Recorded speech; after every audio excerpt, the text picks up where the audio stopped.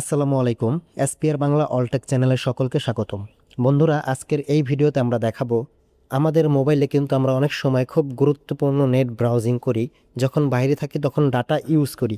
তো data connection থাকা অবস্থায় আমরা যখন কোনো গুরুত্বপূর্ণ কিছু ডাউনলোড দেই অথবা গুরুত্বপূর্ণ টপিক নিয়ে আমরা গুগল ক্রোম ব্রাউজার বলেন বা অন্য কিছুতে বলেন, যখন আমরা ডাটা কানেকশন করে খুব গুরুত্বপূর্ণ কাজগুলো করি, ওই মুহূর্তে আমাদের যেই সিমে ডাটা চালু, সেই সিম নাম্বারে যদি হঠাৎ কোনো কল আসে তাহলে কিন্তু ডাটা অফ হয়ে যায়।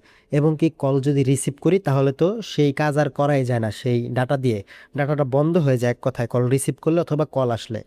তো আজকের এই সেটিংটি দেখাবো। এটা যদি আপনি অন করে রাখেন তাহলে আপনি ফোনে কল আসলেও আপনার ডাটা বন্ধ হবে না, ডাটার কাজ করে যাবে। এবং কি আপনি ফোনে কথা বলা অবস্থায়ও আপনি লাউড স্পিকার দিয়ে কথা বলবেন, প্লাস আপনার যে ডাউনলোড হচ্ছিল সেটা ডাউনলোড হইতেই থাকবে। এবং কি আপনি ব্রাউজিংয়ে বিভিন্ন কাজকামও করতে পারবেন। এক কথায় আপনার ডাটা বন্ধ হবে না, ডাটা সক্রিয় থাকবে।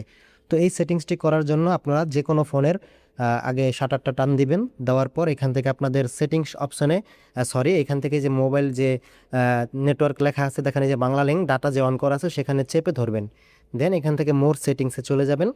তারপর এখানেও আমার উপরে দুইটা সিম দেখতে পাচ্ছেন, একটা হচ্ছে বাংলা লিঙ্ক আর একটা হচ্ছে এয়ারটেল। তো আমি আগে বাংলা লিঙ্কে ক্লিক করলাম, আপনারা এভাবে আপনাদের সিমে ক্লিক করবেন।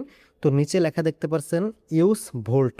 আপনাদের এখানে শুধুমাত্র এলটিই লেখাও থাকতে পারে, ভোল্ট লেখাও থাকতে পারে, অথবা ভিএলটি এটাও লেখা থাকতে পারে। ঠিক আছে, জাস্ট এটাকে আপনারা অন করে দিবেন।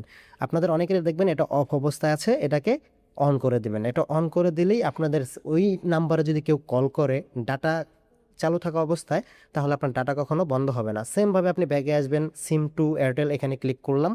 দেন এখানেও সেমভাবে এই ভোল্ট নামের যে অপশনটা আছে এটাকে অন করে দেবেন। আশা করি বুঝতে পেরেছেন। তো আজকে এই পর্যন্তই ছিল। সবাই ভালো থাকবেন। আসসালামু আলাইকুম।